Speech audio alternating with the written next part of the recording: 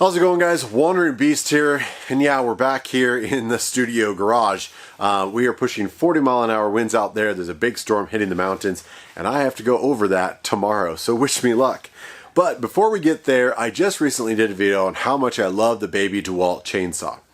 And that conversation is a little bit broader here on this one, and this is really more of a discussion video, and just kind of making awareness of some of the tools that I've found that really aren't worth it. But before I get there, in that video of the chainsaw, I mentioned that, years ago I got into DeWalt 20-volt system. I'm not married to DeWalt. However, once you get some tools, you start buying extra battery packs, it just makes sense to stay with the same system. So my skill saw, my reciprocator, all my tools that are cordless are in the 20-volt DeWalt family. Again, as I mentioned, I don't want to have 6 different chargers for 6 different brands of a Ryobi and a Milwaukee and everything else. It just makes sense to have the same thing.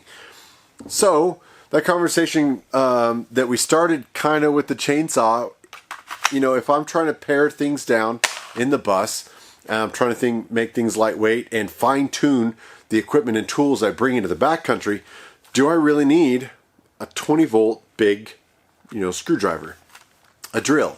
An impact wrench? Power tools are very handy, but do you need them? Now, do I need the 20 volt? No, not necessarily. Are there other options? But if I'm going to bring the 20 volt chainsaw, it makes sense to me that even if I'm looking at a 12 volt system, maybe to make a smaller, more compact, I don't need all the battery life, but if I need to get to some wiring, I need to pull a cabinet apart because I've got some plumbing leaking, drill a new hole to secure things on a road trip, power tools are nice to have. Yeah, you can manually screw things in and out, but if I need to add a new hole with a drill bit, that's hard to do by hand. Not impossible, but hard to do. So I'm looking at maybe paring down a smaller system that is dedicated just for the bus. Now, the nice thing about DeWalt is their chargers actually will charge 12 and 20 volts. That's pretty cool. But I will say, as the industry is growing, Milwaukee's 12 volt system has to be one of the fastest systems out there as far as people adopting them, saying great things. All the specs look great.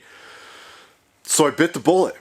I wanted to see if Milwaukee's 12 volt system could be the solution, could be the answer to carrying power tools into the backcountry. And even with them, they've got multiple different versions of every drill and attachment out there.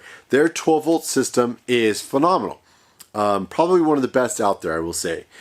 So part of that question I want to know is, do I really need the DeWalt 12 volt or 20 volt baby chainsaw? Could I get the same thing done with, say, this little Hacksaw, which is a very subcompact 12 volt, their M12 Milwaukee Hacksaw with a really nice blade? Say you put on a decent sized pruning blade, could you get the same firewood capability, trail clearing capability in something a much smaller form factor that then I could switch over to maybe 12 volt system of an impact driver and a couple of small little tools and simply use that and charge that off the bus with only their 12 volt system. That would save a lot of space. The baby chainsaw is great from DeWalt, but if I could get something in a smaller form factor and I share all the batteries, then I would have a dedicated system just for the bus. Now, that's all out there. It gives you an idea of what's going on in my head when I'm talking about paring things down and considering tool selections. That brings us to this video, which I will just say, if you don't want to waste watching a couple of video clips of me trying this in a few minutes, I have been thoroughly disappointed, at least with this Hacksaw. It's the only Milwaukee 12 volt system that I have had experience with. I'm going to show you why here in a second. Part of it is not necessarily the tool's fault. It's just in this form factor, it's what's considered a short stroke, and I believe that's what is causing the issues. Let's just cut to a quick sample of me cutting some stuff. Alright guys, because we're always doing more than one project at once, I'm currently trying to laminate up a table for the adventure bus. So I have a 2x2 well clamped here at the end and a brand new pruning blade put into this Hacksaw. And just kind of want to give you an idea of what this does. In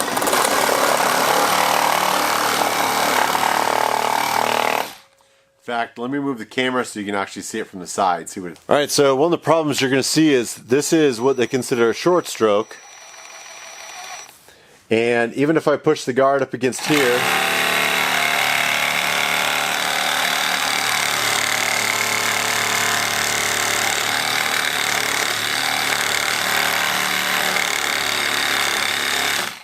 it's just not cutting through here.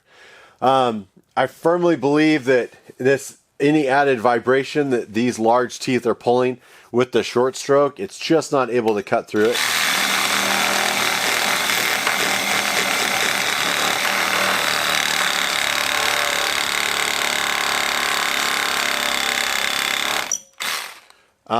It's really not doing a great job at all. Now let's help it out and let's put on standard sort of 18. This is a 14 tooth Sawzall blade, more of a construction rough out blade, much smaller teeth, and see if that short stroke will help.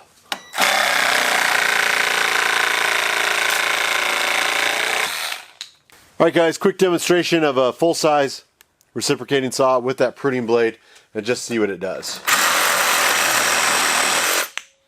So short stroke versus standard stroke, I guess you'd call it.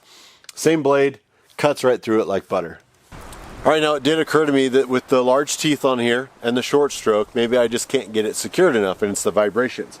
So what happens if I actually come out to the woods and I try to cut something that's still attached? So we're going to see if I can cut through this.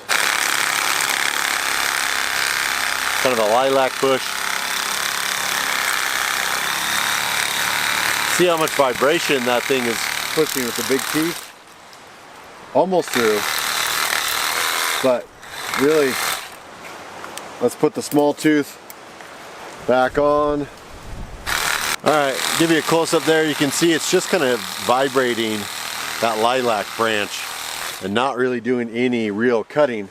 Now, once again, if we go back to the standard reciprocating blade combo of the full size with the pruning blade, I'll even take a fresh bite here somewhere. Goes right through. Alright, real world test, an actual branch. This is mimicking something I would want to cut in the backcountry and have to hold it still while I made firewood pieces.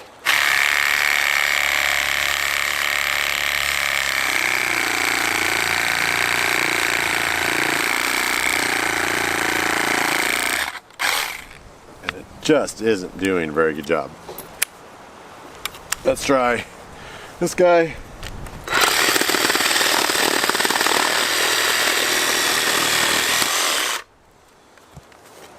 Cuts right through it. Alright guys, that kind of concludes what this video is going to do. I'm hoping it's just kind of a conversation starter. Go ahead and leave any comments down below what you think. This is not necessarily a complete comment over the M12 series of Milwaukee, because there are millions of satisfied people out there.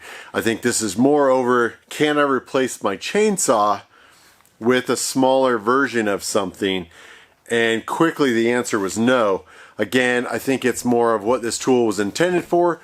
If you're having to get in between two 2x4s in kind of an awkward framing position, or cut out any holes in some cabinetry, maybe you could try to, tout that there's a need for this. Most of those small, delicate things will probably even serve better by an oscillating multi-tool with a good blade on it. I'm not sure what this is designed for. Certainly, it did better with the smaller teeth because of the short stroke nature of this little guy.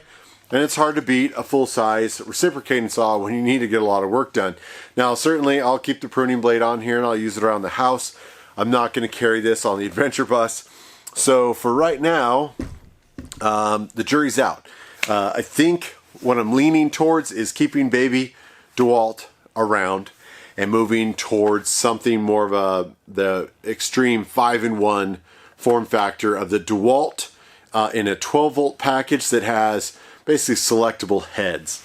It's kind of a screwdriver, more or less of a drill, but you can drill with it, you can impact. It doesn't have an impact feature, but I think as far as carrying a small drill and a tool, I'm going to look at DeWalt's 12-volt line, because that also means that I can use the exact same charger that is 12 and 20 volt that can then charge the baby chainsaw and any of the other 12 volt tools that I carry.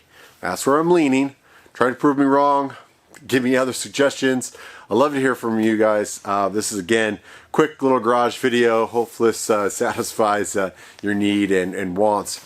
But let me know what you guys are using in the backcountry. It was Wandering Beast. We'll see you down the road. Hopefully outside. See you later.